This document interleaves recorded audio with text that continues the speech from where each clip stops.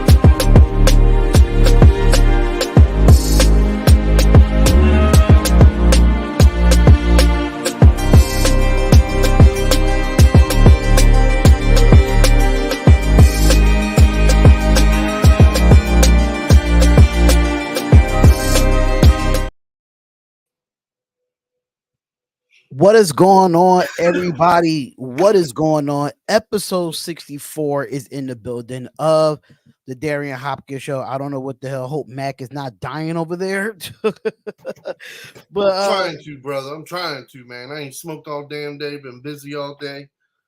I dig it. But good afternoon to you, sir. Well, good evening, good afternoon. You know, it's 5:30. You know, somewhere and it's 2:30 on the West Coast. How you feeling today, man? I'm tired. But we was grinding the floors up. We're doing a training for Friday and Saturday, teaching people how to lay down epoxy flooring. So it's like we got to clean up the whole back half of the warehouse. We got to grind the floors down, get everything prepped and ready to go, plus deal with customers, and then, you know, the regular phones and emails and the rest of that good stuff. So real busy day. Obviously, you didn't see me in the comments today.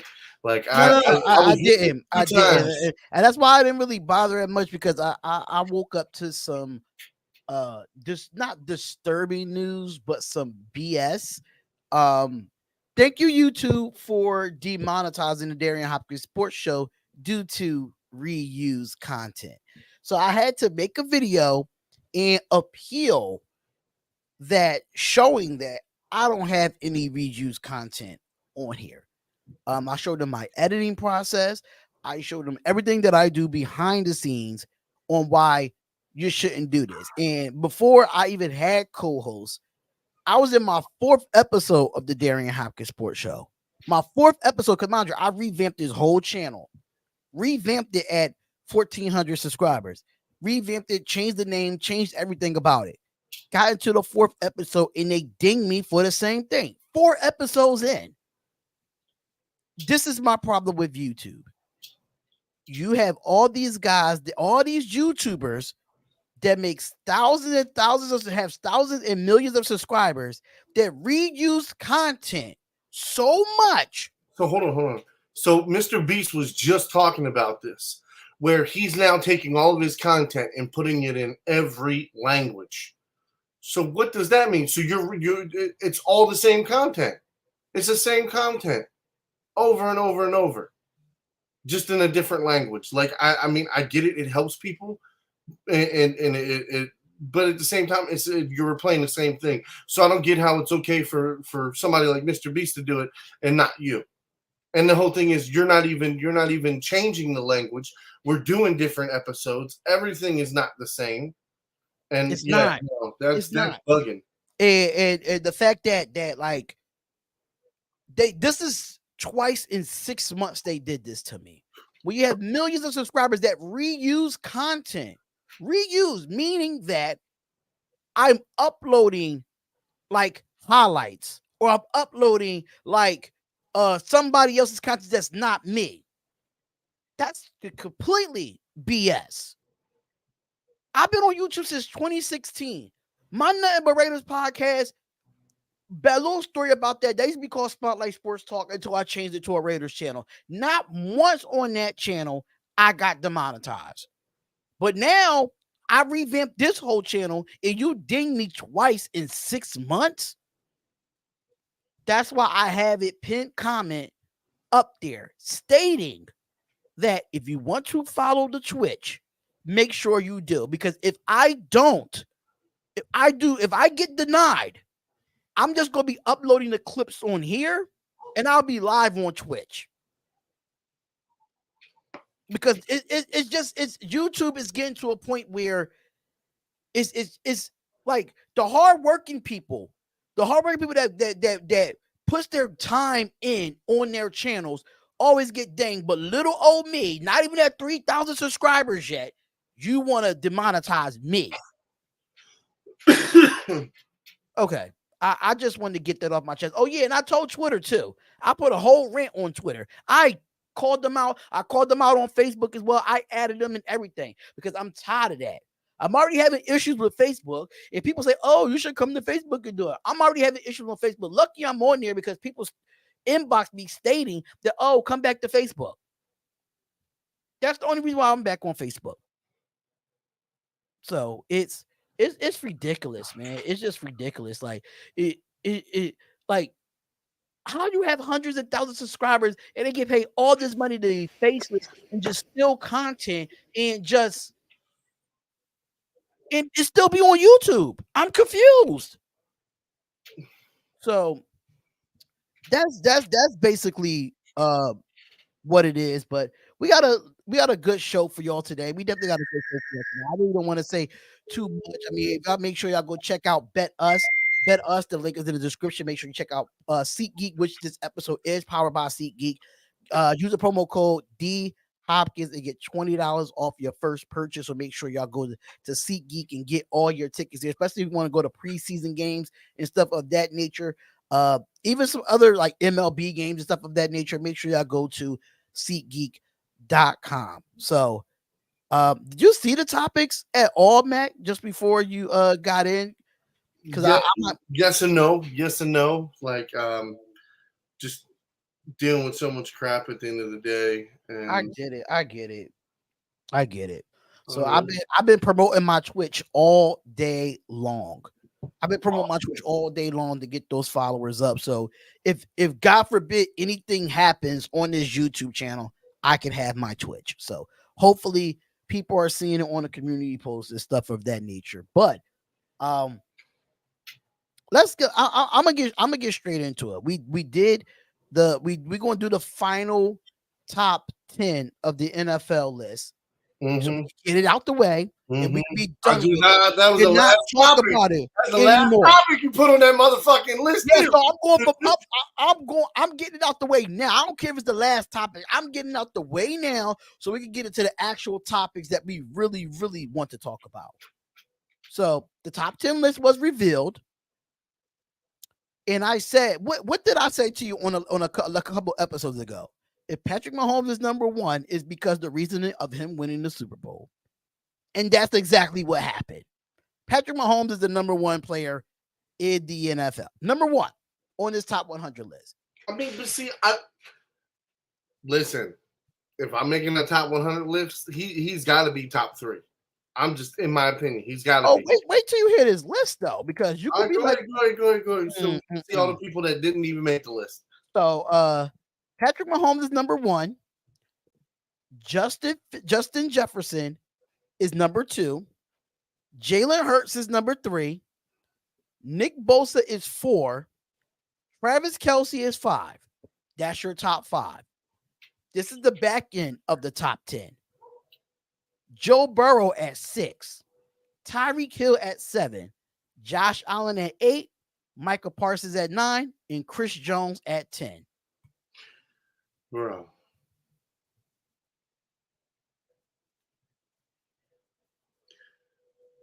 I'm tired of hearing Micah Parsons. Bro, I am. Like, you'd have thought this motherfucker had 2 20-sack seasons, bro. Where the I you're don't. right. You're right. Like, You're what absolutely the right, fuck, bro. Like, I don't give a fuck if you start a middle linebacker, you start an edge rusher, whatever the fuck position you play. Like, bro, if you ain't in like the mid-teens, it don't even fucking matter. It don't matter.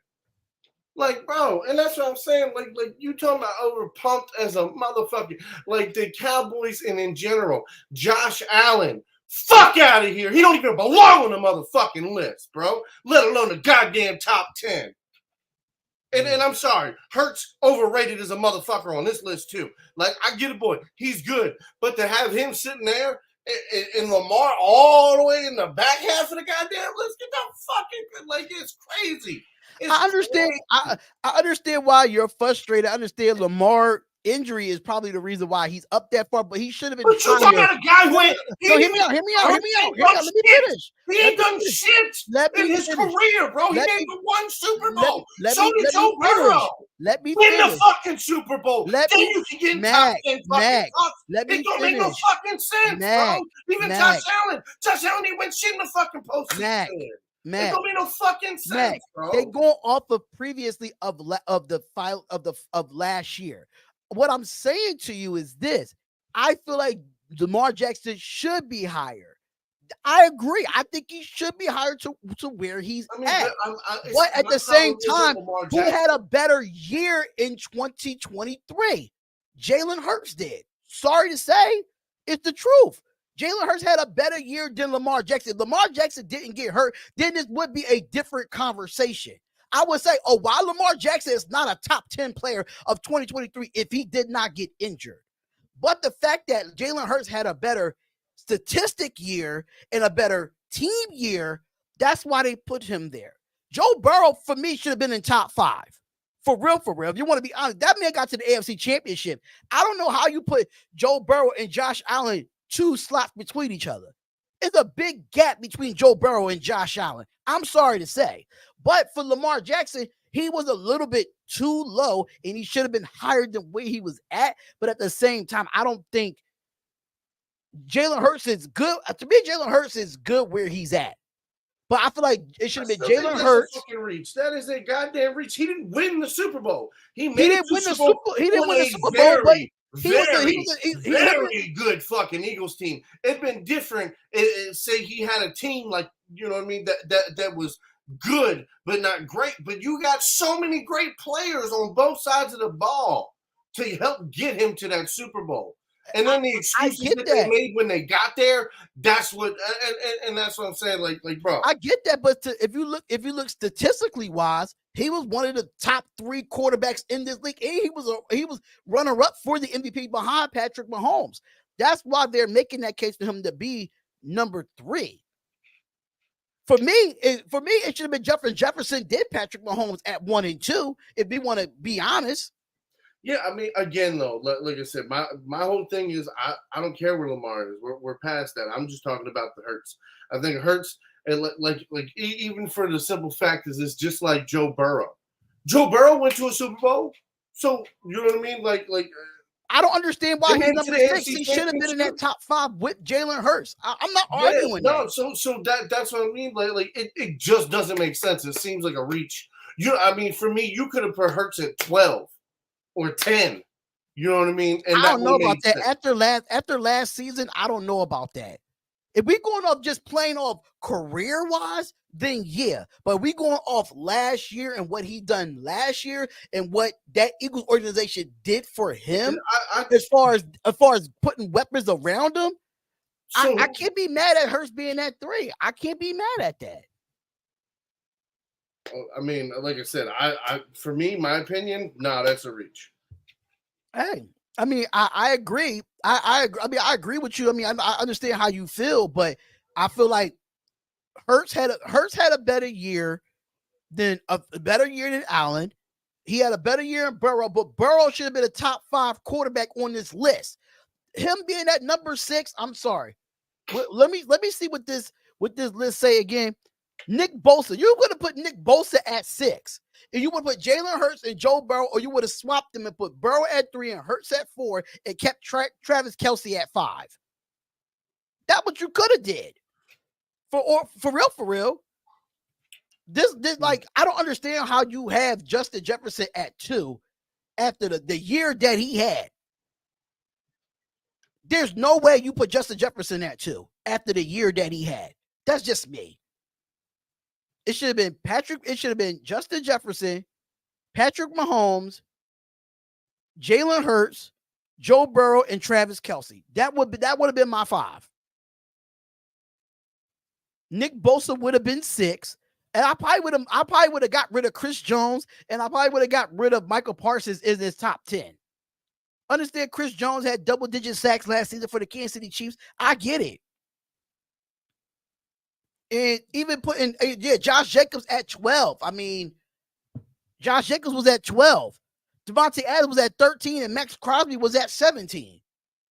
But you put Nick Bosa over Max Crosby. But I here to digress.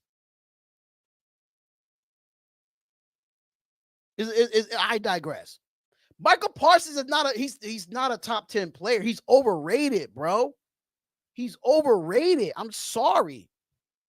He's overrated. I just gotta say it. He's overrated. I don't see I mean, I respect his game. Don't get me wrong, but me personally, I feel like he's overrated. I respect his game, but this list, I mean, there's no way that, Josh Jacobs led the league in rushing. He's not even on the top 10 list. I would have put Chris Jones at 12 and put Jacobs at number 10. It would have been fine with that. But Chris Jones, that had 2 good seasons with the Kansas City Chiefs, 2, and you put him at the top 10. And you put Devontae Adams at 13. And Jefferson is the only top 10 receiver on his list. Come on now. It should be Justin Jefferson and Devontae Adams in this top 10. After Devontae Adams been in the top 10 last year. He still put up numbers without Aaron Rodgers, where Aaron Rodgers struggled last year without him. But I digress. It's crazy. Nah, I mean, like I said, this list is ridiculous. Fuck whoever made this list, you fucking fanboy ass punk motherfucker. The fact that anybody put Micah Parsons in the motherfucking top 10 is laughable. Laughable. Very laughable. Very. Like, I agree. Listen to me. Tell me half his pressures ain't off no touch. Motherfucker get one hand. Free run to the quarterback. So, yeah, you're a fucking bum if you can't sack him. Now, I'm not saying everyone was like that, but most of his rushes where he gets easy penetration, he's not getting touched. Run them fucking plays back, bro. That motherfucker was rushing from the middle linebacker position multiple times. So, I mean, that's what I'm saying. Like, I respect this game, but I just don't think he's a top 10 player. TJ Watt is in the fucking 20s, bro. TJ Watt is better than Michael Parsons. All day long. He's better. I would take a TJ Watt. I would take a TJ Watt over Michael Parsons any day. Any day. No offense to you, Arku, because I know you're a Cowboys fan and I get it. But I'm sorry. I'm taking TJ Watt over on Michael Parsons right now. Injured or not injured. All day. All motherfucking day long. Like, so I'm happy that we got that off our chest, because at the end of the show, we probably would have been pissed off and be like, just end the damn show. Just end it. That's how we would have been. So I'm happy that we got this out the way early and often. Thank God. I wanted to get that out the way and knock that out the park real quick with this top 100 list. It's a bunch of BS here, man. Bunch of BS. But let's get into the actual really interesting topics here. What's going on, big baby Jonathan? What's going on, brother? Really do appreciate you coming on to the show. But yeah, so we're going to talk about it. Of course, it's 6 NFL teams that must win now or make significant changes in 2024. Now, these 6 teams you probably know of. Hold on. I just got to do this. 13 and a half sacks. 13 and a half sacks last year, 13 sacks his first year. For Michael Parsons? Mm-hmm. Okay.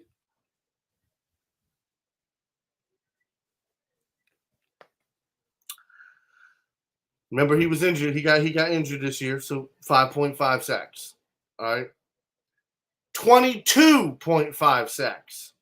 15 sacks. 14 sacks. 13 sacks. You know what I'm saying?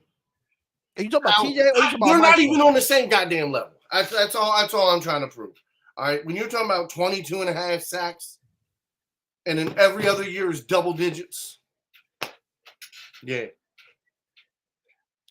So you talking about? Are you talking about Micah or are you talking about TJ? Okay, that's TJ. Okay, yeah. Micah Parsons only got 13.5 sacks last year as an edge rusher. I get it. Yeah, okay. All right now. So 6 NFL teams must win now or make significant changes going into 2024. Now, it does say that we can place most of these teams in a few categories about rebuilding, winning now, mold, and developing a young core.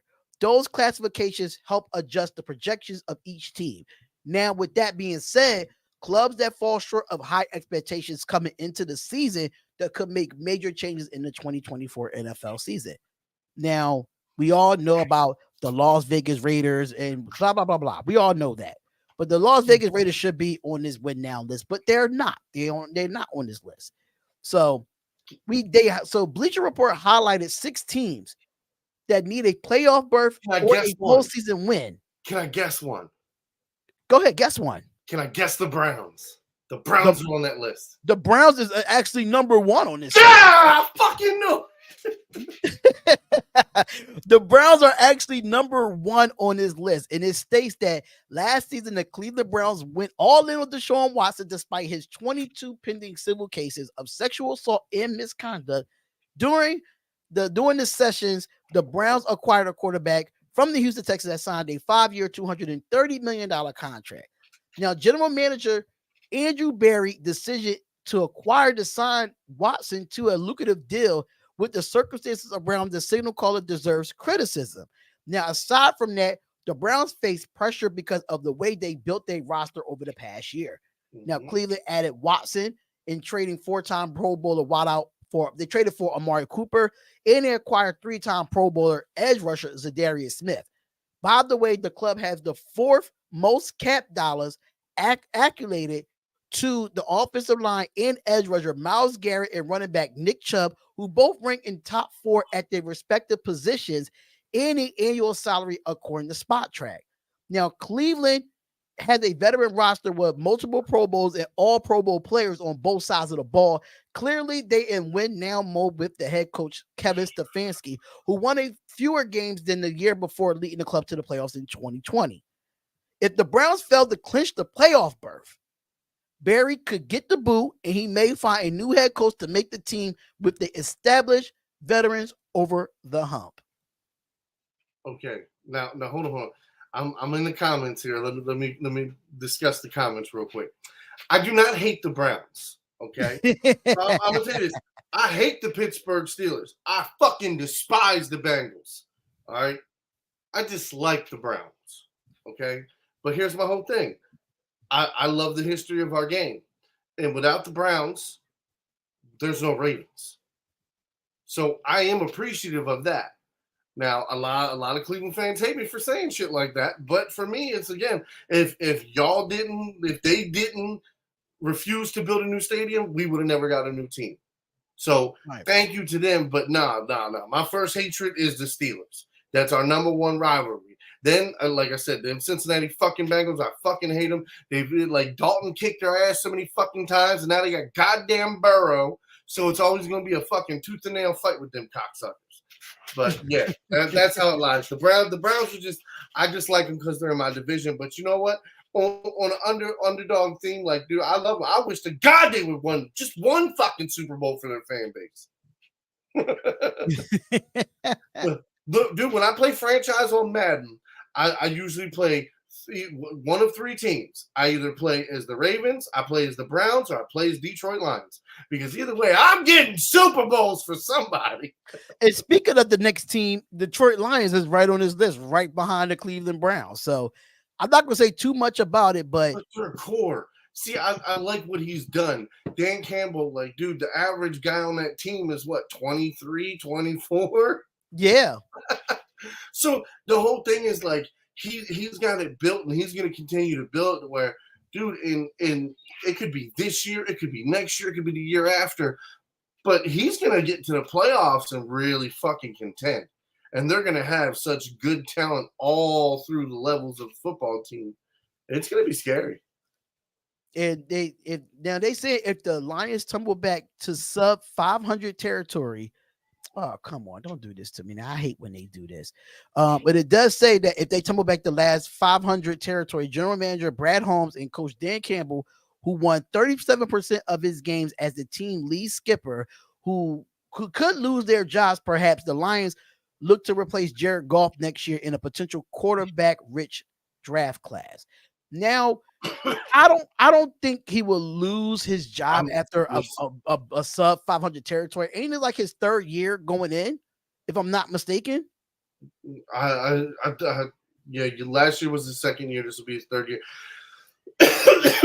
Listen, this is the first good coach they've had in a long fucking time. Exactly. I was just about to say say that man 6 years. You should have given him 6 years from the jump street. Right. Knowing that he was going to have to redraft, rebuild, remantra, relabel, and just remodify the entire franchise. Right. Like, this wasn't something that he was doing to a team. This is a franchise thing.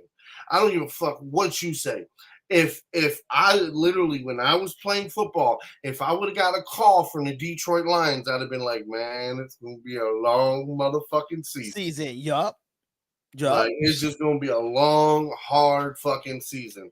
And everybody can say whatever they want to, but if you play football and you played for good teams, you played for bad teams. Right. And motherfucker, them bad teams, that take a lot out you. Especially when you're out there giving 120%. I listen, I agree right with you. I feel like you gotta give Dan Campbell some time, man. You gotta give him some time at the end of the day. You gotta give him that chance. 3 years. If he gets to at least 10 or 11 wins this season, I'm fine with that. But just because he's a little bit subpar 500, if they go back to be a 9-8 in this division, so I mean, what my you supposed to expect? This is what I'm saying. I'm guaranteeing they finish over 500. I think they will. Like, even if Goff goes down and they go through fucking Hooker and the rest of it and Bridgewater, like, it don't matter. They're gonna finish above 500. I'm guaranteeing that shit. Now, as far as like 11 wins, that's tough. They got to be playing lights out in their division, and they could do it. They could do it, but they're gonna have to they're gonna pretty much have to win their division out. Win at least 5 games. Okay. All right. Yeah, I agree. I agree 100%. But let's go to the next team real quick. And the next team that they have is, ladies and gentlemen, is this one team is definitely put up or shut up for them this year. And that is the Los Angeles Chargers. I'm going to be completely honest. If there's no way that you pay Herbert $262.5 million extension last month, and after the way y'all lost to the Jacksonville Jaguars in that playoff game with a 27-0 lead, I'm telling you right now, Brandon Staley should be out the door. There's no way you have Mike Williams, you have Keenan Allen, you have Austin. They was injured. Remember? It doesn't even matter if they was injured, but they played in that playoff game. I understand. You get what I'm saying? I understand. They won 11. They was second in the AFC West. They won 11. They won, I think, 10 or 11 games last season. And the Chargers always get hyped every single preseason. They get hyped. Like, oh, they the team supposed to go to the AFC Championship. They the team that might go to the Super Bowl. Every single year, this media from ESPN and FS1 always talk about how good the Chargers are. I can honestly say this. This year, I ain't heard much. Oh, trust me, they've been talking about it because it's about, oh, they just got the guy, the wide receiver from TCU. That's another big wide receiver of that caliber. And then they still have the defense with Derwin James and Khalil Mack and Joey Bosa and those guys. The hype is still there. It's not as hype as much. I mean, but I'm it's just definitely saying. make or break year for them. I watch ESPN morning. You know what I mean? Like I listen to the talk radio show. That's what I'm saying. Like I haven't heard talk about the Chargers in probably at least 2 weeks. And people say it just because now they got Kellen Moore over there, they might be a little bit more explosive. Kellen Moore was just with the Cowboys that choked. So he went to a team that chokes, and that is the Chargers. But we're talking about this is a different offense, though. Different quarterback, different offensive line, different fucking players. Like that's what I'm saying. Like, yeah, but you got to disgruntled. Might be exactly what he does needed play this year. Because you got to remember, Kellen Moore with the Cowboys was working for who? Jerry Jones. So I don't give a fuck what you say. If you work for Jerry Jones, you got to be a yes man. You got to be a yes man. So I'm going to tell you like this, that it might be what the Chargers need to actually revamp and get that offense playing the way it should. So I'm going to give it that wait and see for them. But yeah, no, he definitely got to show some shit. They definitely got to win in the playoffs for sure. Yes, because because at the end of the day, the Chargers on paper they have a good roster on paper. But if you're struggling to get into a wild card like you did with us a couple years back, and we beat you, we just could have took the tie, and both of us could have been in the playoffs instead of trying to go for the win. I understand you want to go for the win and knock somebody out, but if you would have took the tie, both teams would have been in the playoffs. I'm just saying. But the Chargers are being the Chargers, and the Chargers are chargering. Simple as that. So, the next team that's on a brick of it, with the number 4 team we have on here, is, I think we all completely agree with this one, and that is the New England Patriots. I think it's put up or shut up for them this year, and I think they got to be better than they were last year. I don't know if they are because of that division that they're in the AFC East. And Bill Belichick, he's going to have to figure it out with Mac Jones. He's going to have to figure it out. You've dropped the ball with Ezekiel Elliott. He visited the Patriots. You did not sign him. You dropped the ball with Dalvin Cook, not going to get Dalvin Cook as far as a running back. You dropped the ball with going to get DeAndre Hopkins as a receiver to help out your guy in Mac Jones. So this defense for the Patriots is already good. That's one thing I can say. The defense is already good, but the offense is going to have to step up. The pass, they're that's what I'm saying. They decent, but they're iffy. They're iffy because of the way this division is set up for the AFC East. That's just how it is. So with me, I think the Patriots is definitely a must win or make some changes. What you think, Mac?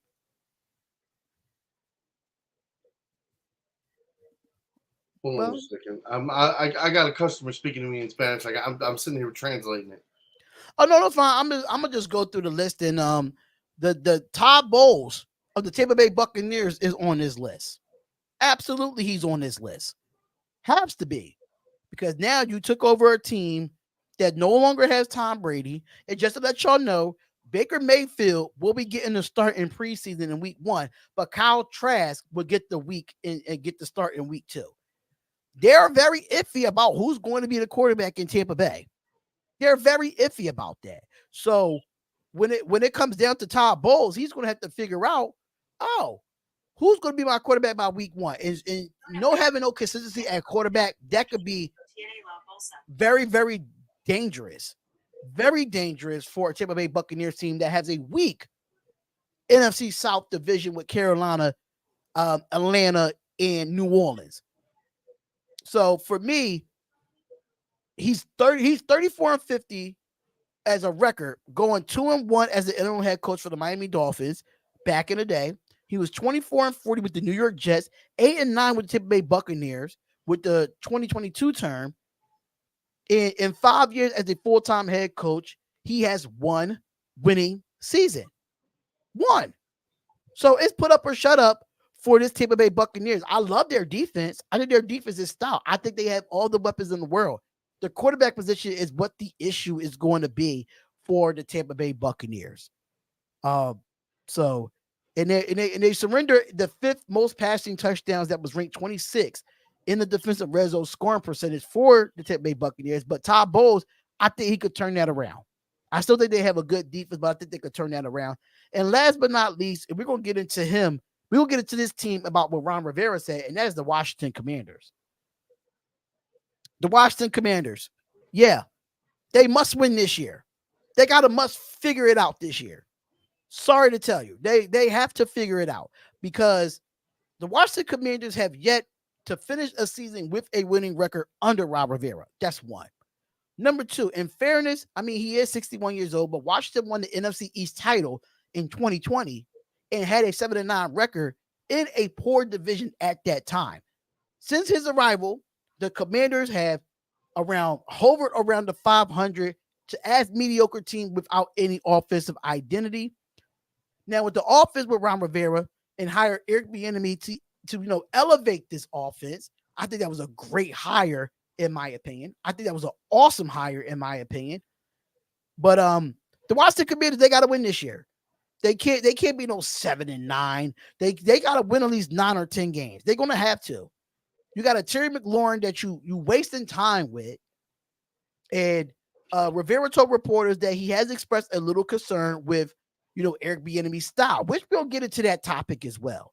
But I think the Washington Commanders is one of those guys that he could bring you an offense, he could bring you a style, and the Commanders got to win. They got to find a way to win outside of trying to beat the Cowboys, trying to beat the Eagles, and trying to beat the Giants. So the last 3 teams that I said was the Patriots, the Buccaneers, and the Washington Commanders. For those 3 that they have to must win or must make changes next season. Yeah, no, I mean, I think the only person that probably would lose their job on this list as a coach is Todd Bowles. No, I think Ron is he don't win this year. To the left, because now they got Bellamy in the building. So, Eric Bieniemy in the building, yeah. But Todd Bowles, like I said, I don't know if you heard, but he only had 1 winning season in his career as a head coach. 1 winning season. Yeah. We with the Miami Dolphins, losing record. The Jets, losing record. And he's going to have to figure out who his quarterback is. You got Baker Mayfield starting week 1 of preseason. You got Kyle Listen. So let's be honest here. Has that not been the story of his career? Who's going to be his quarterback? That's pretty much been the who was his quarterback in Miami? Do you remember? It was Ryan Tannehill, right? But he drafted Ryan Tannehill, so that's his fault. He drafted him. And a draft is more on the GM than it is the head coach. I understand that, but I mean, I don't know. I thought most coaches have they say so or who they want. I'm going to tell you now, it's a business, okay? That coach can bang on the table all he wants, but if he doesn't convince the GM, it ain't happening. That GM's going to pick who he thinks. That's his job. That's the whole reason he's there is to build a team. So, I mean, that's why I'm saying, like, it's not always fair. It's not always fair. And just to let y'all know that Kareem Hunt did leave the New Orleans Saints without a contract, and he went to Indianapolis, and he left there without a contract. They said they couldn't. I guess the coach offered him a contract, and they couldn't reach both sides, and the coach ended up signing a different running back, and not him. I don't know who Jason Huntley is. The running back Jason Huntley, don't know who he is, but hey, that's kind of messed up for Kareem Hunt. I guess they couldn't come to terms of what the contract was asking for. I don't know how much the contract was, but just want to throw that out there real quickly. Let's get to Henry Ruggs, y'all. I know, but it's big news in sports right now. Ex-Raider Henry Ruggs sentenced to 3 to 13 years after the fatal DUI. Now, The Las Vegas Raiders wide receiver former Las Vegas Raider wide receiver Henry Ruggs III was sentenced Wednesday to a 3 to 10 years in prison for a November 2021 drunken driving crash that killed a Las Vegas woman and her dog. Now, Ruggs could be eligible for parole after 3 years. Now, the Clark County District Judge Jennifer Swartz told Ruggs on Wednesday that it was one more of a tragic cases that she has seen. He is 24 years old, been under house arrest with alcohol location and electronic monitoring and devices that plead him guilty in May on one count of DUI resulting in the death, of one count of a misdemeanor, a manslaughter, and a crash of killing Tina Tinter and her dog, Max, on Wednesday. Ruggs read a statement indirectly to Tinter's family in which he apologized for his actions. He said, "To the parents of Miss Tinter, I sincerely apologize for the pain and the suffering," that Ruggs said. Standing between his lawyers in a dark blue suit, Ruggs addressed Swartz, and she said, and let her family know, and the teammates know that they believe that he feels bad about his actions at the end of the day. My actions were not a true reflection of me, Ruggs said. Now, I'm gonna be completely honest here, because I'm not a big fan of saying you should put somebody in jail if they don't deserve it. But this man was driving 100 and something miles an hour down the Las Vegas Strip. And I'm a Raider fan till I die. But I don't know what the plea deal was for him to get 3 to 10 years just for killing someone while drinking and driving and killing a dog. I don't know if 3 to 10 is enough for me. I don't know how you feel about it, Mac, but for me, I think after 3 years, he could be on parole. You gotta be kidding me. It should be at least 10 to 20. In about the 15th year, he should be on parole. But after 3 years, he's eligible for parole? And then what if he gets out after those 3 years? Do that lady that got into a car crash, do that dog that got into that car crash gets justice? I'm sorry to say, I can't defend a guy like Henry Ruggs and what he did. That night, you should have called you an Uber if you were that drunk. Come on now. And you had somebody with you in the car. I think it was his shorty or whatever. If you knew that your man could not drive, get him an Uber. Go get that shit in the morning. But the fact that you killed somebody and you killed a pet and you only get 3 years after you get parole after 3 years. Caitlyn Jenner didn't get no jail time.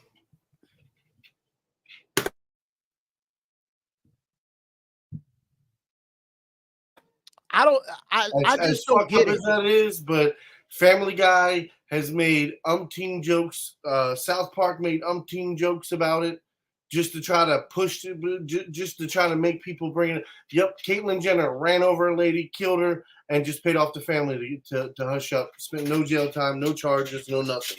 So I mean, at least Henry Ruggs is getting jail time. It's all fucked, bro. It's all fucked up. What he did was fucked up. The whole scenario was fucked up. And dude, he's gonna pay. He's never gonna play in the NFL again. He's always gonna be remembered for the guy that fucking killed somebody. Like that. Dude, they're.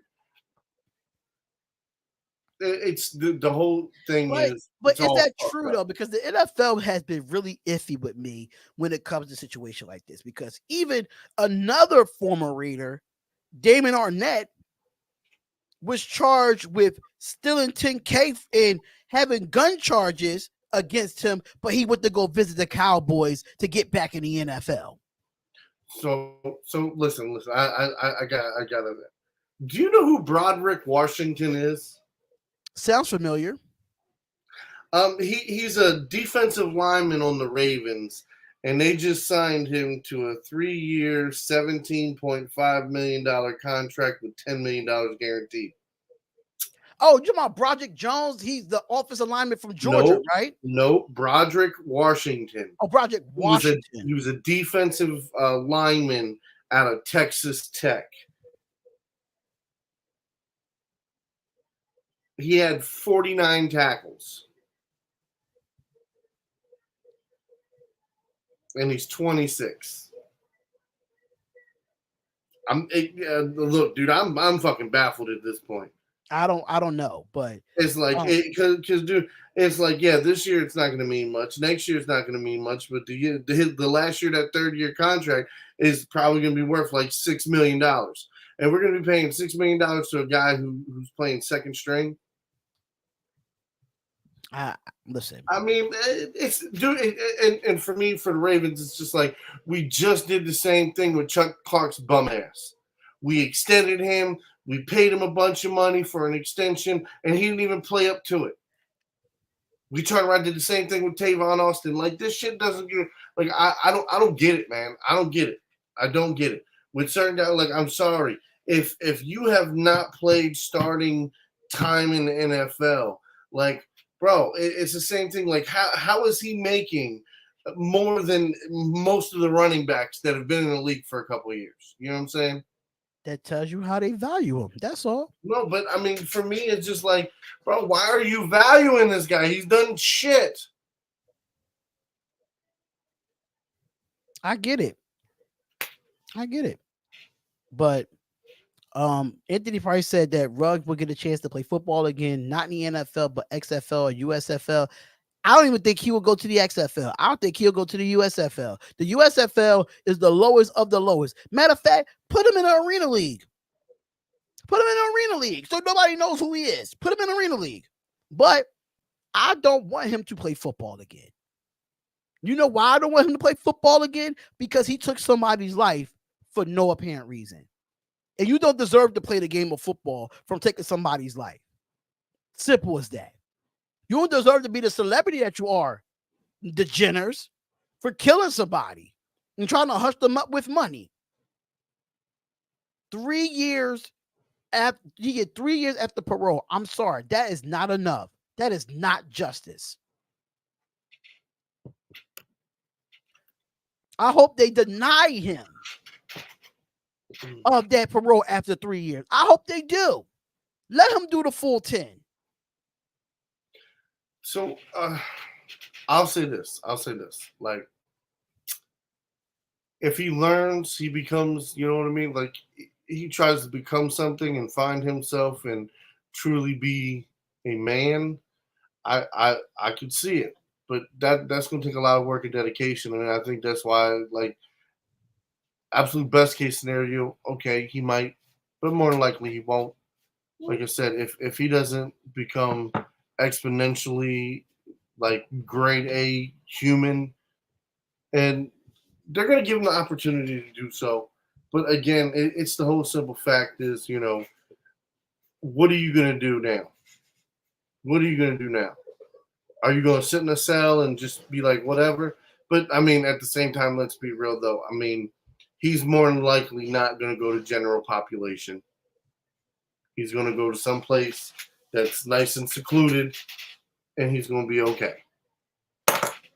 But again, what are you going to do from there? You got a point, but he has to change. But I just don't feel like if he's in jail for 3 years and he gets off parole and he gets to play football again. What team is going to pick him? No. I'm just saying. What team's going to pick him? No, like he just the Raiders would be the only team to pick him. They're not. The Raiders would not do that. If the Raiders do that, I would not respect them as an organization. I would not be a fan if they get Henry Ruggs again. I would not be a fan. Listen to me. That's what I'm saying here, boss. Like, it would all that it wouldn't make any sense for any team to touch him, get around him, near him, even give him a tryout, have their name in the same sentence. You understand? Look what happened to Ray Rice. Look what happened to Ray Rice. I get it. You know what I mean? Once you're ostracized, that's it. But how many times did that Carolina Panther guy, I forgot his name, that was beating on his wife got many, many chances. That's why I say the NFL is so iffy with the rules when it comes to domestic violence, or it comes to gun charges, or it comes to whatever. Like, it's so that guy from Carolina has so many domestic charges against his wife. When was that? But when was that? That was the Roger Goodell era. No, I understand that, but I'm saying that's before social media was everywhere, and then once it became everywhere, everybody knew. It's players in this league that done shit that's still in this league. They're very iffy. They're very iffy about these rules. Certain shit, absolutely, I believe get them out of here. But other shit, like, well, you get in a physical altercation when it's not during the season. I don't give a fuck about that. I don't give a fuck about that. Social media wasn't around when Greg Hardy was here. Social media was around. Yeah, bro, that shit blew up everywhere when he got in a domestic dispute. But you see how many years he played in the league for, though? Yeah, hold on. What was the last team he played for? After all this shit started coming out, what was the team he played for? The fucking Cowboys. That was the only team that signed his ass. But he was able to get back into the NFL after he did that in Carolina. But again, that's because the Cowboys. That's the Cowboys. It's sad that didn't they take Alden Smith back? You see my point? There are certain teams in this league that don't give a fuck about the background. They don't give a shit about anything. All they give a fuck about is on the field. Now, don't get me wrong. To a degree, I feel like every team should kind of feel that way. Now, there's rules. There's rules to the shit. You put your hands on women, done. You do anything to children, done. You kill somebody, you know what I mean? Like you done. You drunk driving, you caught up with drugs, you done. But all them little ticky-tack shit, nah, man, ain't nobody give a fuck about that shit. I mean, I'm just saying, I just think the NFL is just iffy with, they pick and choose who they want to keep in the NFL and who they not want to keep in the NFL. That's just me. That's just me. But no, listen. It's always going to be a popularity contest with most sports. It is. It is. It definitely is. So I want to get into this next topic here, and that was from the Washington Commanders.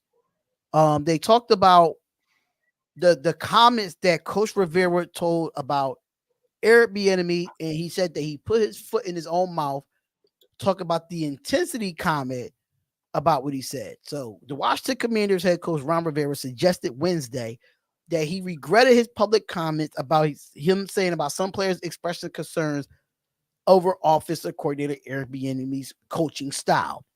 Now, speaking Wednesday at a press conference, Rivera told reporters following the regarding of what he said on Tuesday, how he addressed Bieniemy. He said, I basically told him I put my foot in my mouth, and I think what I said wasn't clear as needed to be. I think the understanding of it is just the fact that I think everybody's making an opinion and a little bit more than needs to be made of this. Now, on Tuesday, Rivera told reporters that some players were a little bit concerned with Bieniemy's intensity during practice, adding that I had a number of guys come to me say, hey, just go talk to him. I said, understanding what he's trying to get across to you. They go as they talk and they listen to him, but being enlightened for a lot of these guys, I mean, it's a whole different approach. Now, after spending previous 5 seasons with the Kansas City Chiefs offensive coordinator, which Bieniemy was, he did not call the plays as a head coach, and Andy Reid was responsible for guiding the quarterback Patrick Mahomes in that regard.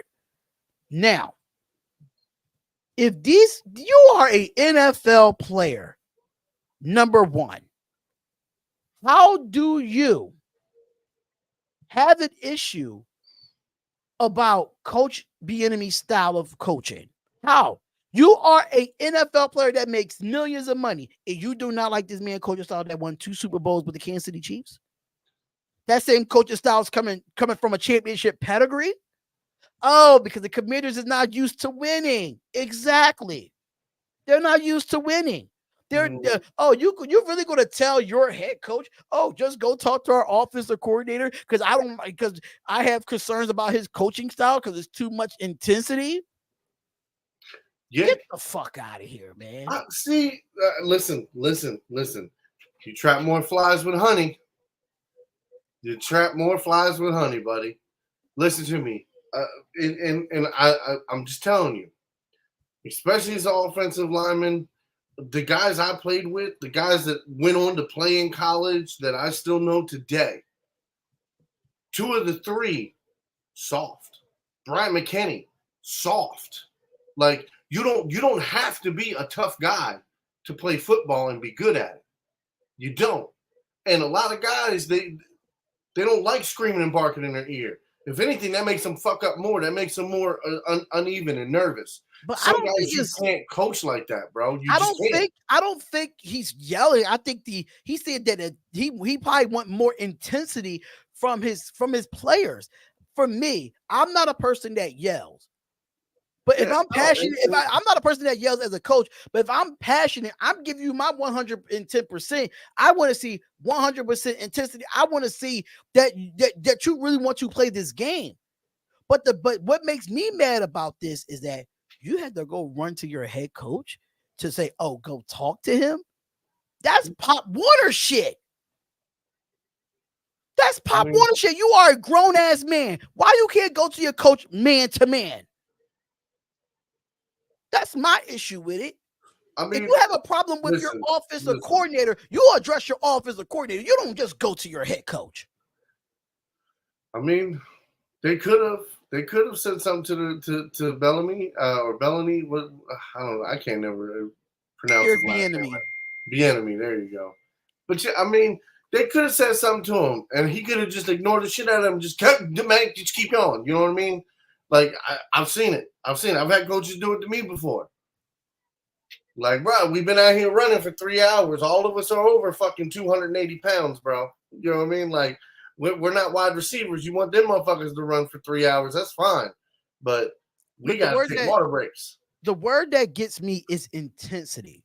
So that means that if your coach wants you to be more intense in practice, especially if you have on pads, if you have on pads, you better be intense. You better be doing whatever you can to try to make a football field for week 1 of the preseason. Because we know the starters is not going to start. But if you have an issue with how the coaching style or the intensity, I mean, if that's what he was doing in Kansas City and they abide by it in Kansas City, they won the championship that way with him on that coaching staff. Man, listen, I'm gonna say this.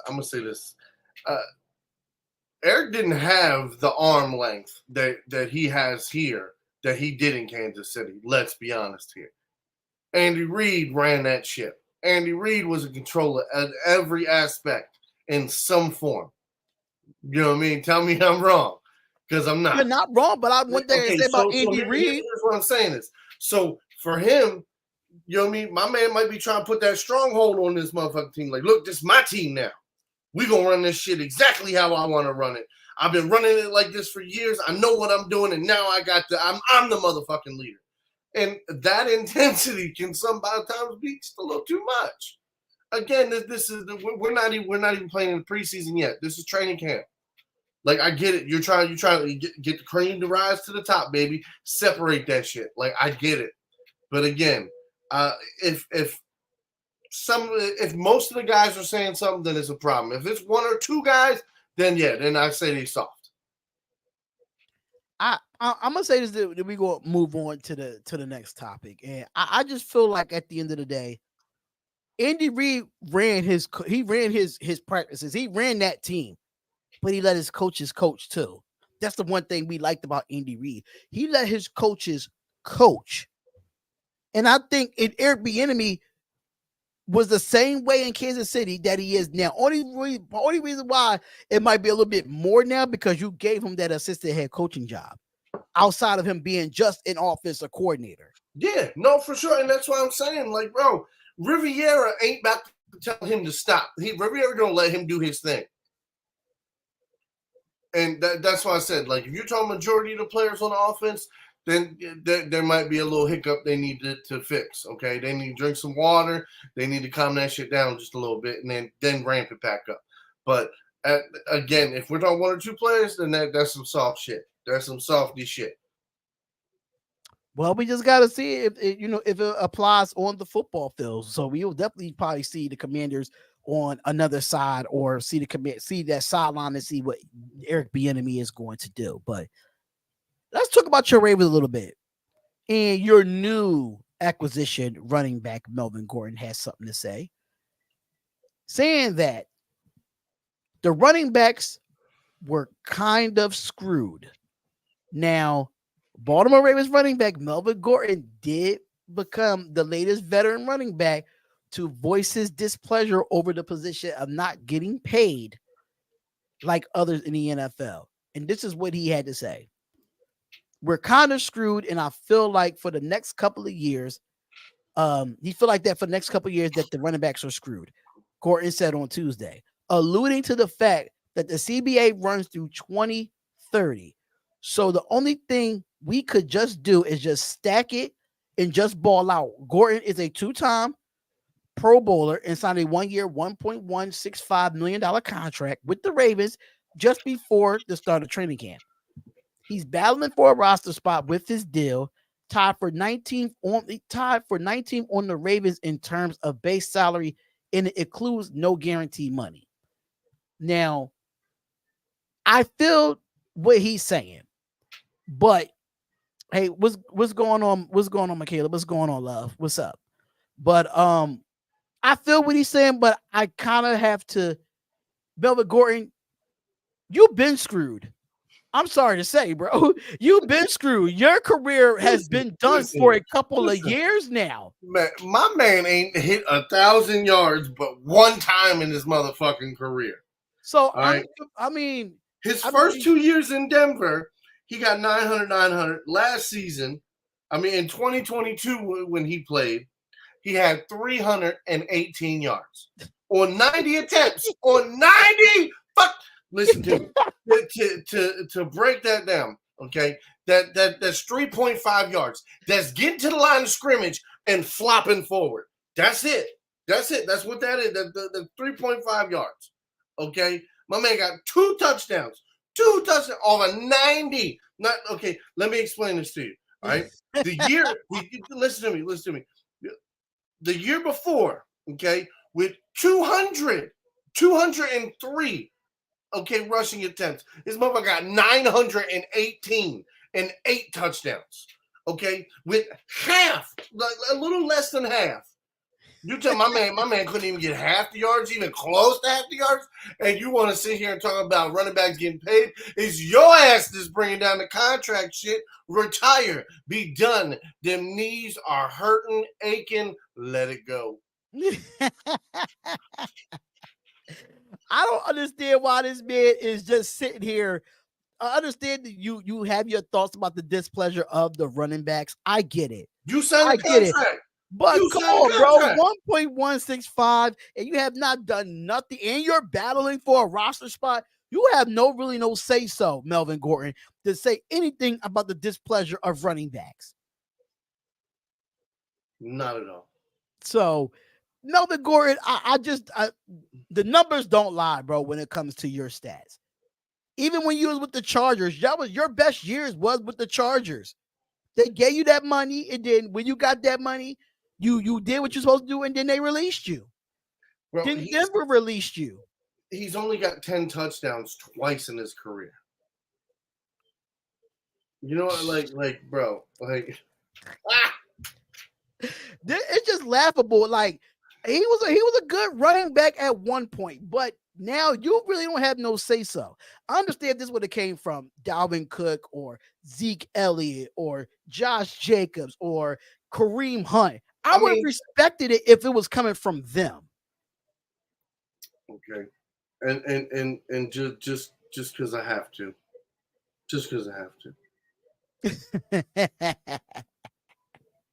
Mac is about to do it, y'all. He's about to explode. And mind you, Mac is really upset that Melvin Gordon signed with the Ravens in itself. He's already upset with that.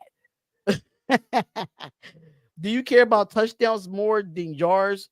For RB Mac, just asking. Do you care about touchdowns more than yards?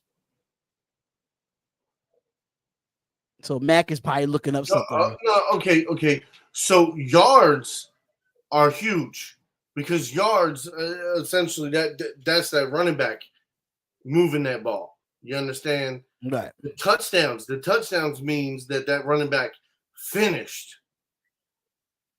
So Agreed. my whole thing is like, bro, if you're 1,000-yard rusher, you got 8 touchdowns, but your team's in a Super Bowl, fuck, bro, it's amazing.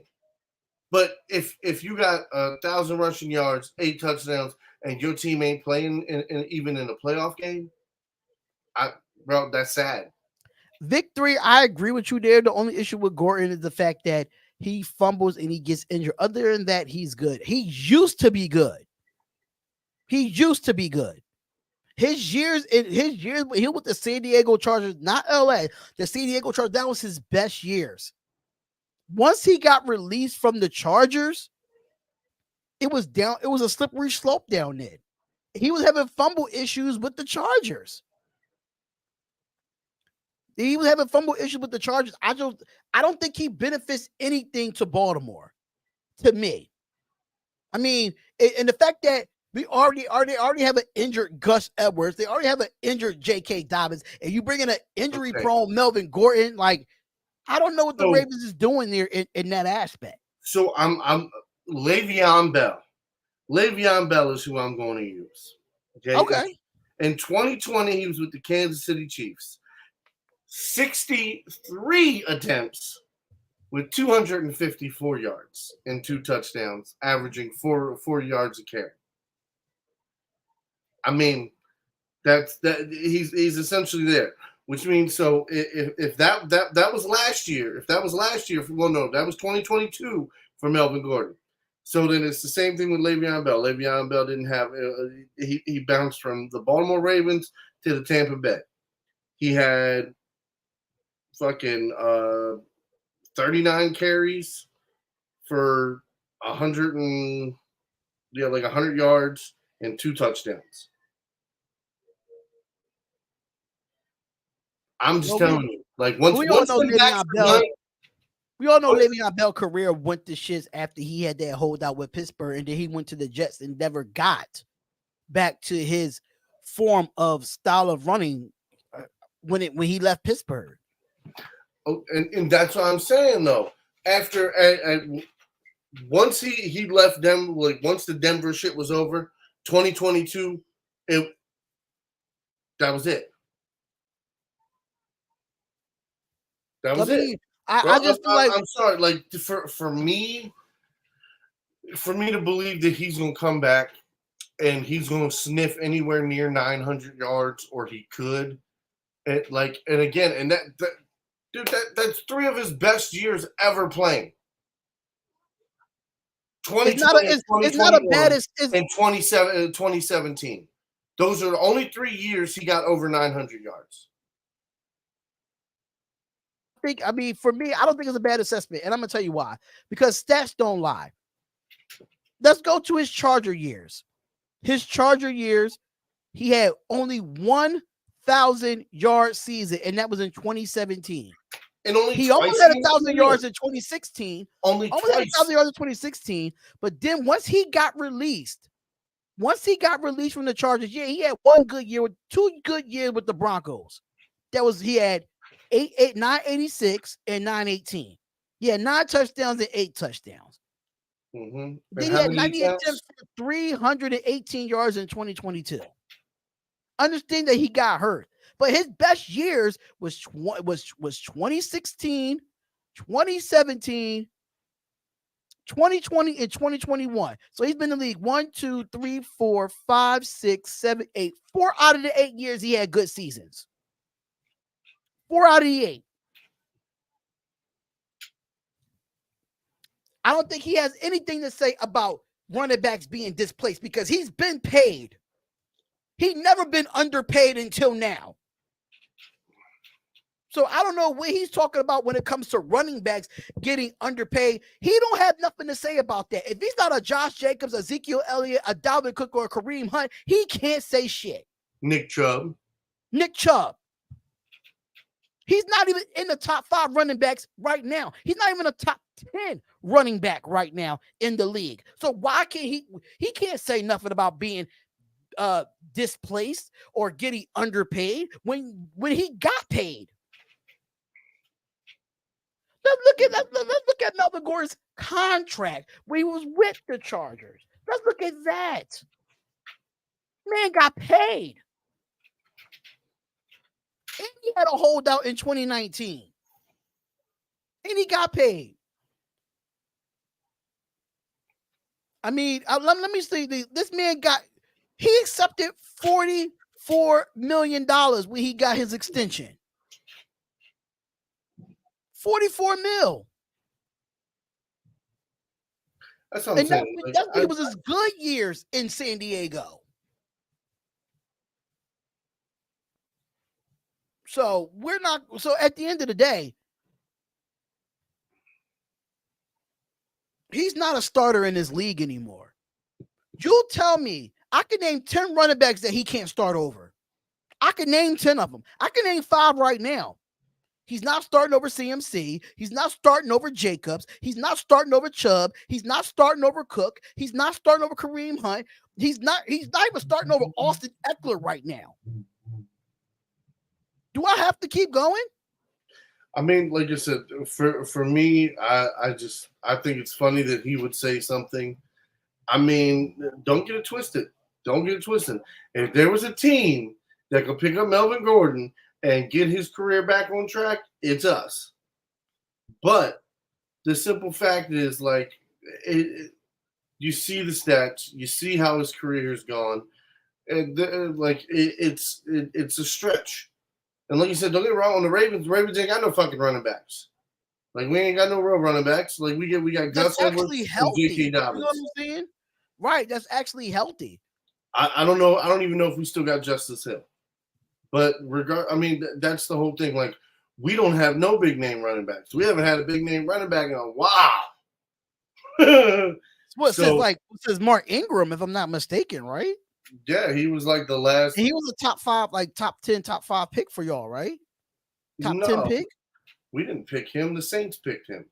No, I'm saying he was I know y'all didn't pick him, but I know that he came over from the Saints after his career there. Yeah, no. But I don't know as far as drafting a running back. I don't know who was the last one y'all actually drafted that was really good. Ray Rice. Oh yeah, Ray Rice, absolutely. Like, I'm hands down. It ain't been the same since. Like, no, we haven't. Not at the running back position. We had a couple placeholders, like Kyle Juszczyk. Kyle Juszczyk was probably the best backfield guy that we drafted in probably the last handful of fucking years. And I just feel like at this point, we heard everybody like the Jonathan Taylors and those guys come out and express their concerns of the running back position. But Melvin Gordon coming out and saying it doesn't put any power on it. It just doesn't. If he can revive his career with the Baltimore Ravens, then we might see something here. But at this point right now, he's just a okay running back. He's not a top 10 running back right now. The whole thing is, listen to me. Let's be honest here. Even if he was the ball out, right? Say he gets 900 yards and 10 touchdowns. Okay, Ravens get to the postseason, right? Right. What team is going to be going after him? Realistically, what team is going to be looking for a running back with that many miles? How many teams are honestly going to take a chance on him, on actually signing him to a multi-year deal? I got a question though. It's not going to be too many. It's not even a question. The answer is it's not going to be too many teams in the league that's going to go after a Melvin Gordon after this season. And that's my point, because everybody's got a bunch of young backs that they've drafted over the last few years. You know what I mean? And most teams, they have a decent to good fucking running back starter right now. Like, they are. There is at least 10 good running backs. There's about 5 great running backs, and then the rest kind of trickle through. But that's 15 guys. That's half the teams in the league. Got a guaranteed guy, and then the other ones have guys that are locks. Yeah. So I mean, you're honestly talking about 3 to 5 teams that would really take a swing. And and the thing about this, I got a question for you now. If he doesn't make, mind you, he's fighting for a roster spot at this point. He's fighting for a roster spot. If he's that good, why is he fighting for a roster spot? If we always talk about, oh, how good a player is, if he's that good, just because he got injured with the Denver Broncos, if he's that good, why is he fighting for a roster spot?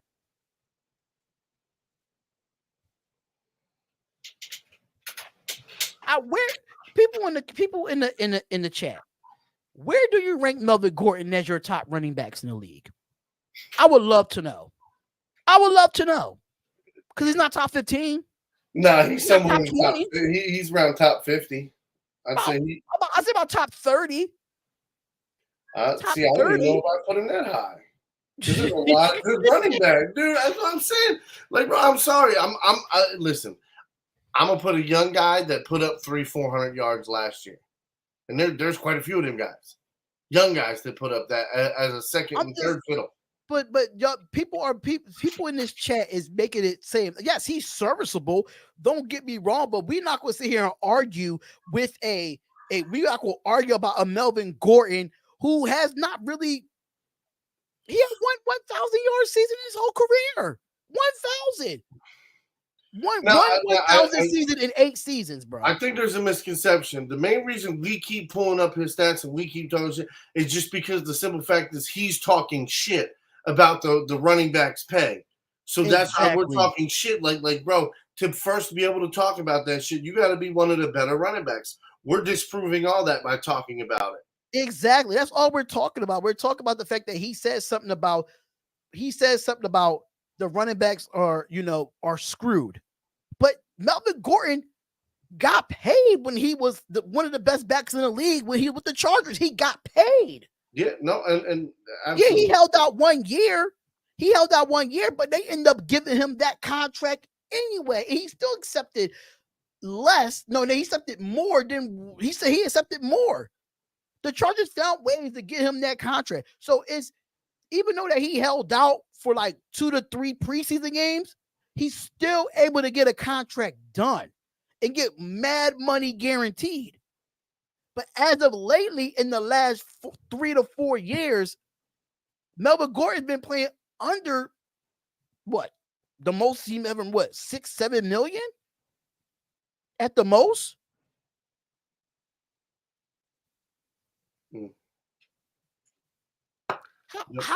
How do, if I consider him top 30, how do I consider him a starter?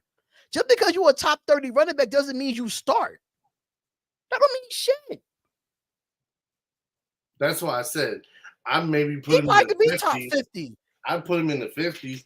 There's no way, because I mean there's 32 teams in the league. So he's talking about there's 30. If you put him in the top 30, then there's 32 teams in the league, so he could be a starter. He can't be no starter. He's not a starter. Just because you're in the top 30 doesn't mean you have to be a starter. Doesn't mean so. You don't have to be a starter to be in the top 30. You don't have to be. It really depends on what team you go to, how running backs by committee go, and how all that goes.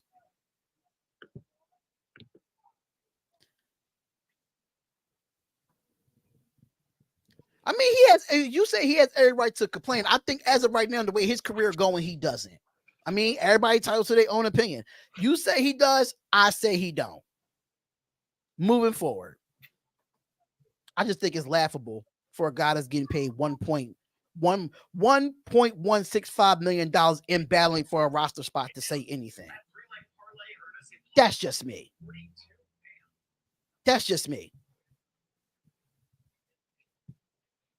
So the question is, Denver Broncos is still looking for a running back to replace Javonte Williams left. I don't know who's the other running backs. I know Javonte Williams is done for the year. I know that for a fact. Thank you. Name 30 teams Melvin Gordon is starting on. I'll wait. But we're going to move on.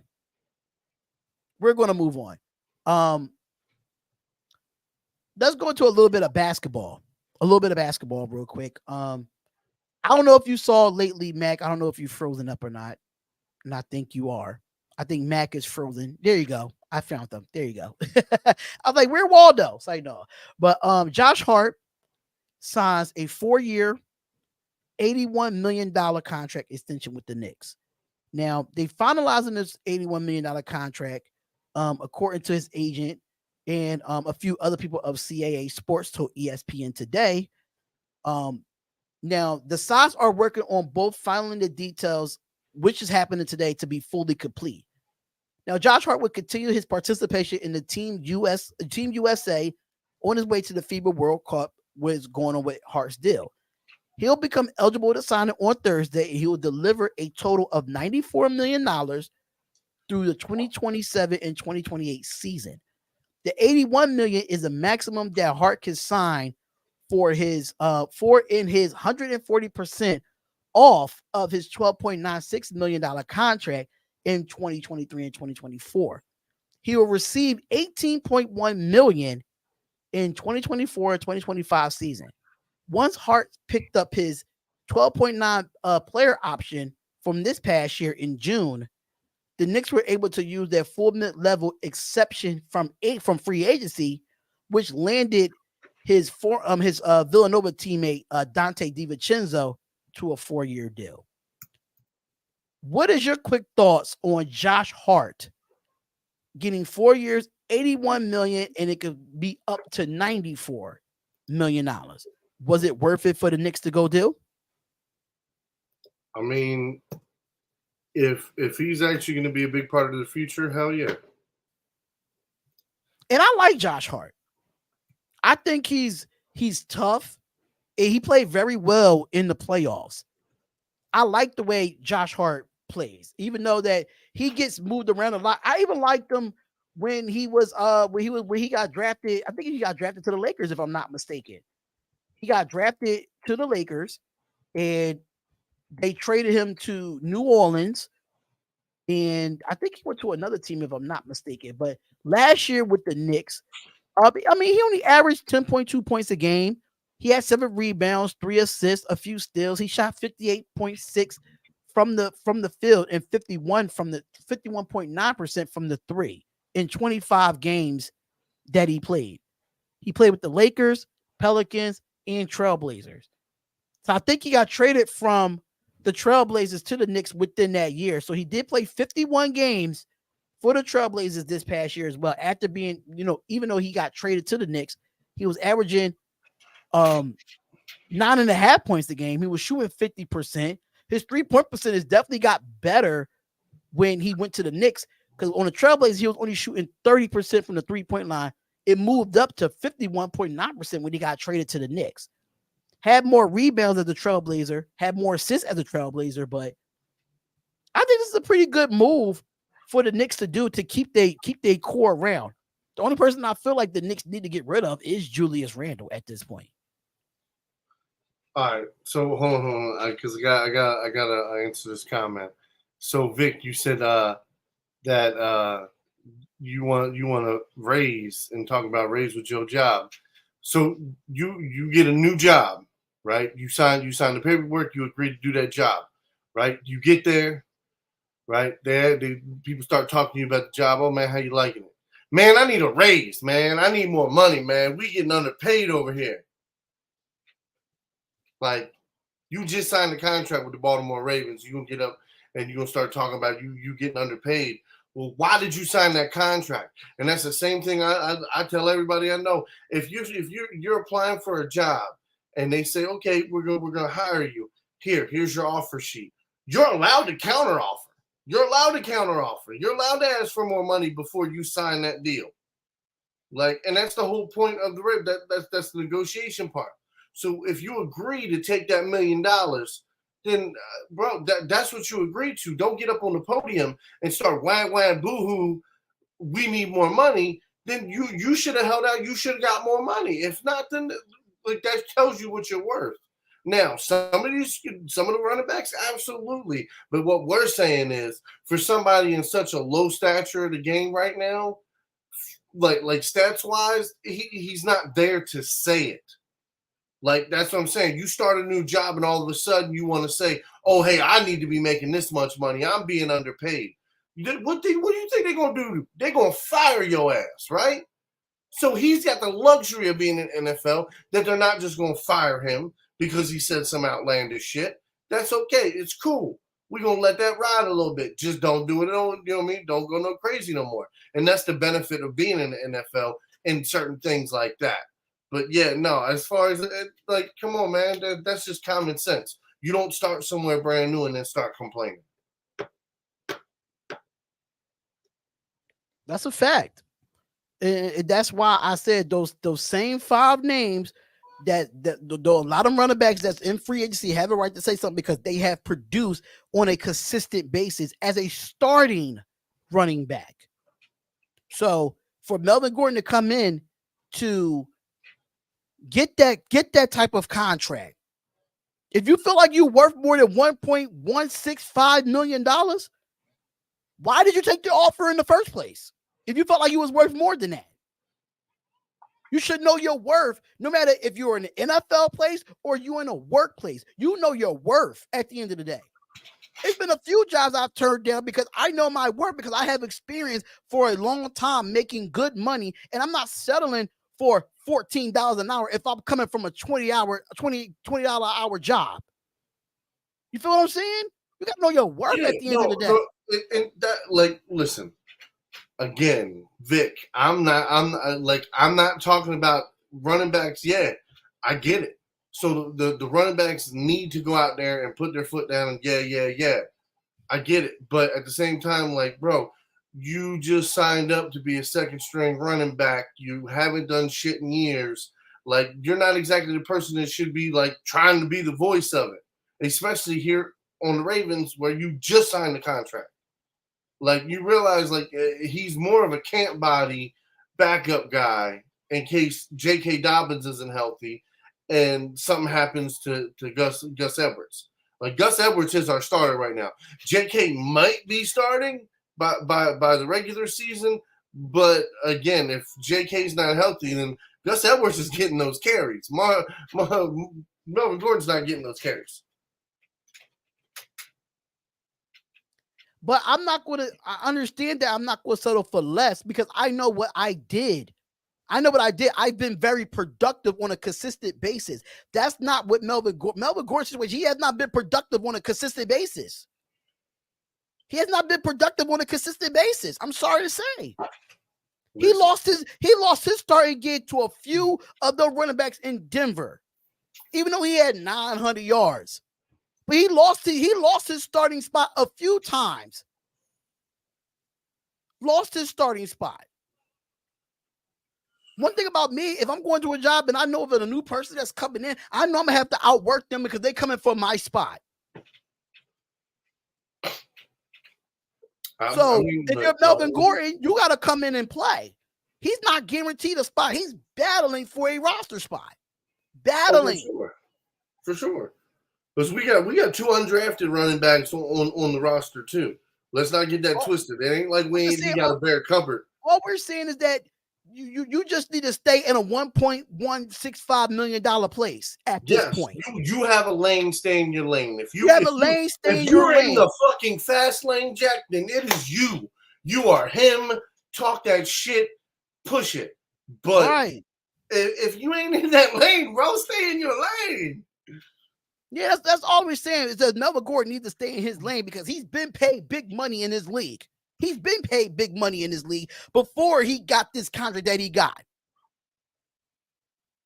And them guys that we're talking about, like the Dalvin Cooks and the Josh Jacobs of the world, haven't seen that type of money that Melvin Gordon made with the Chargers. So they have a right to speak because they have produced they have produced better than Melvin Gordon in the last 3 years. So they have a right to say they have a right to be in that lane. Melvin Gordon does not have a right to be in that lane with those guys that need their money right now. Simple as that. How about them O's? How about them O's? Oh. But we're going to talk about. That was a quick take about Josh Hart, but we're going to talk about the broadcaster that got fired. How do you feel about that? About that the broadcaster getting fired for what he said about the Rays? I have no clue. I have no clue. First So, time hearing about it. Arku told me that your broadcaster for the O's that got fired because he said the O's are good, but they haven't beaten the Rays for a long. I guess for a long time they haven't beaten the Rays, but they're talented, but they haven't beaten the Rays in a long time. Then he got fired for that, for saying that. Kevin Brown, to be exact.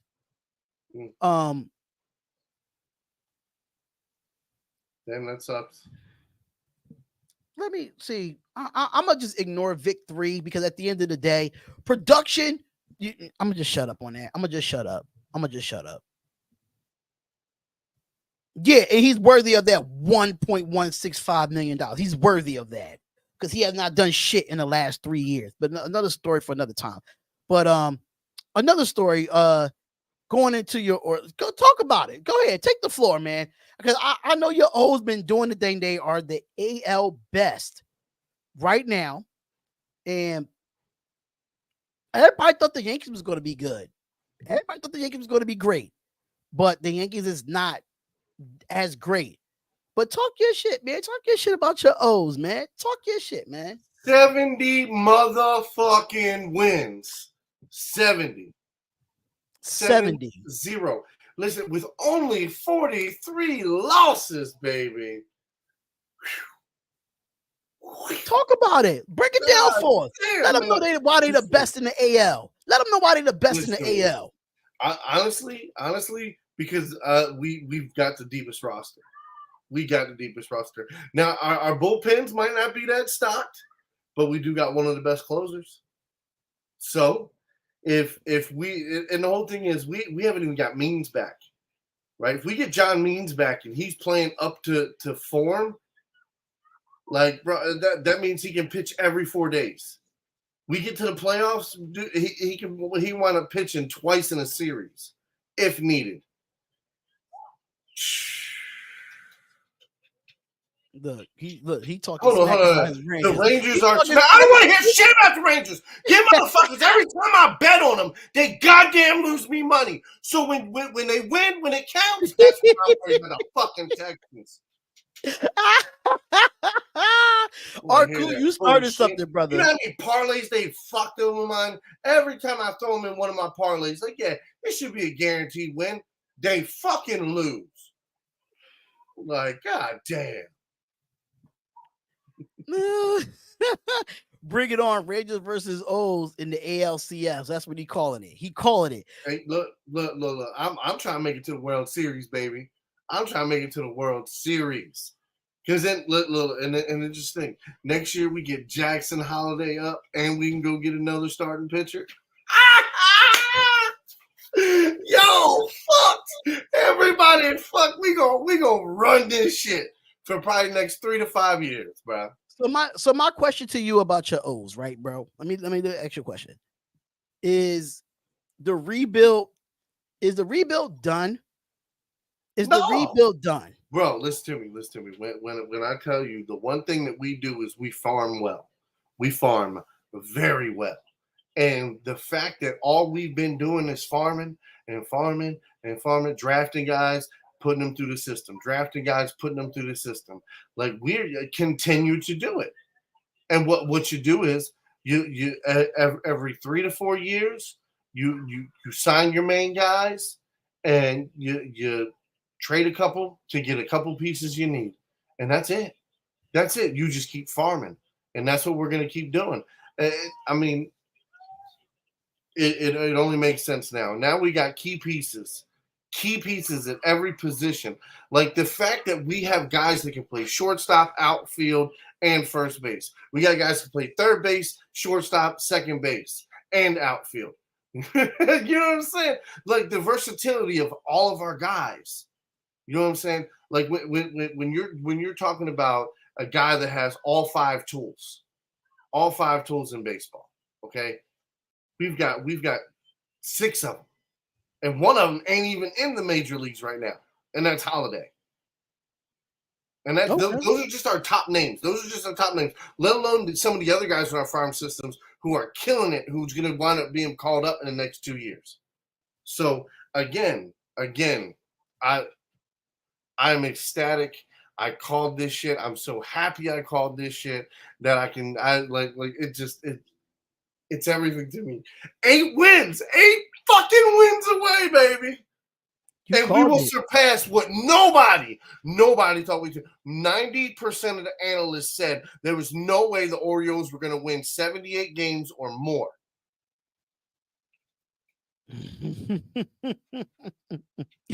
But I just want to throw this out here real quick. But how epic this is, like, you have to understand, right? As people in Baltimore, nobody, not the outsiders, not even most of the inside people, gave us a shot this season and said that we were going to win over 70 games. Like, no, Anthony Price, do not do that. I told everybody, like, I promise you, Anthony, don't do that. Don't do that, Anthony. Now. And man, they be hating. Don't do that, brother. But I just want to throw this out here that it says this, after all, is the Ozark franchise from 1966 to 1983 was the model in baseball. The O's posted a .588 winning percentage, which was the best in baseball, and won the World Championship 1966, 1970, and 1983. They was so good for so long that in 1965's Hall of Fame manager Earl Weaver rolled and not into no one on the team bust after losing the game in that season. Damn, it's hard to say 50 games over 500. Just want to throw that out there to y'all. Because that is some history. And when the O's are good, they win. Oh, yeah, for sure. They win. And then, you know, the O's, I've been watching them a few games. I mean, I've been watching my Phillies more than anything. I mean, my Phillies did win back-to-back against the Nationals last night. I did one of those games last night. But the O's are good, man. They're very good to watch on TV. They're very entertaining to watch on TV. And I've been looking forward to watching those games, man. And you know, what is your prediction of how many games you win by the end of the season? What would be the final record for the O's this season, man? What would be the final record for them if you have to give a quick prediction of it? God damn. How many games are left in the season? I could find out right now. So how many games are left in a season for the MLB? How many games are left in the MLB season? So right now, according to Sports Illustrated, I don't even know how many games are left.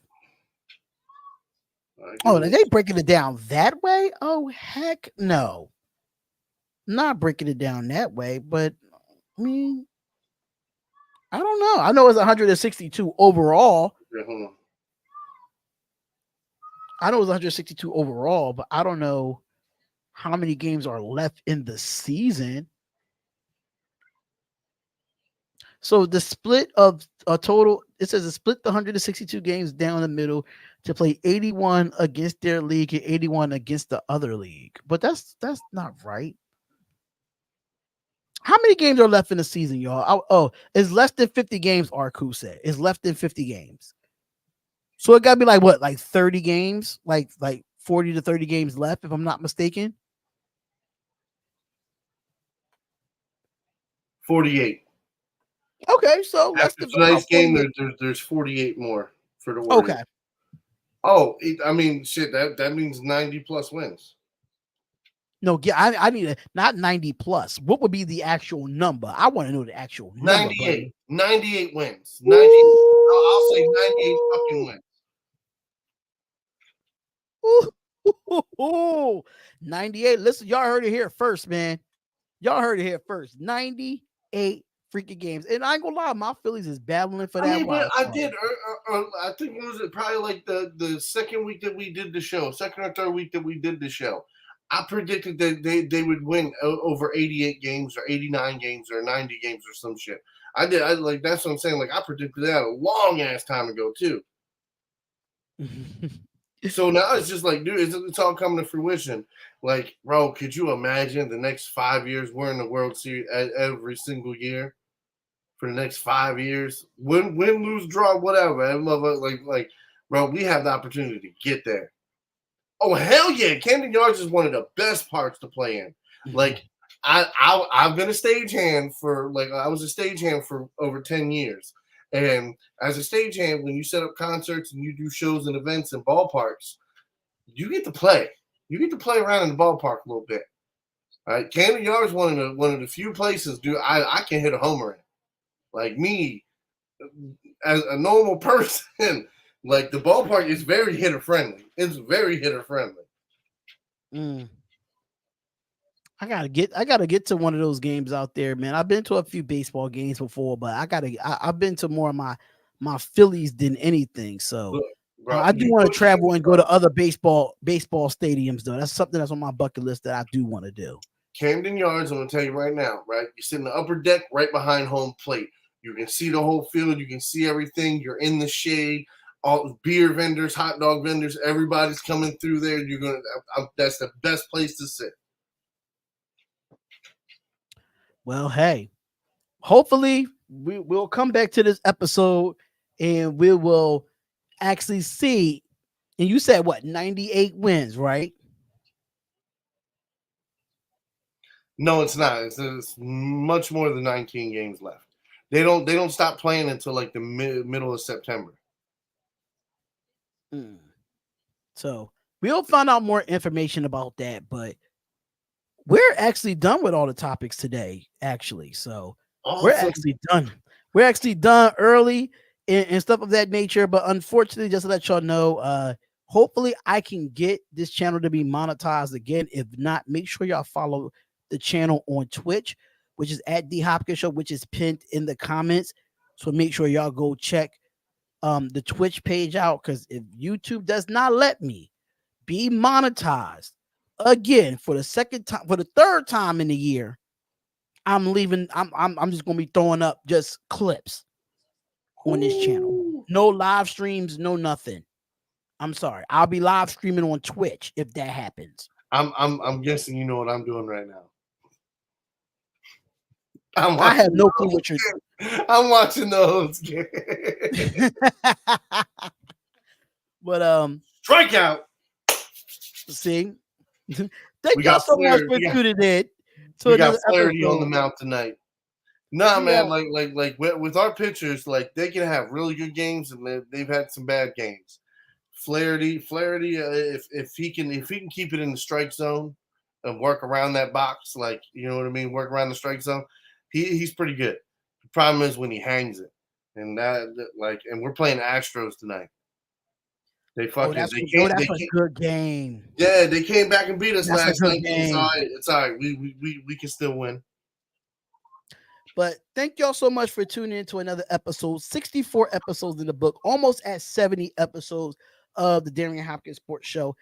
Thank y'all so much for tuning in. Mac, any final words before we head out of here, brother? Let's go O's.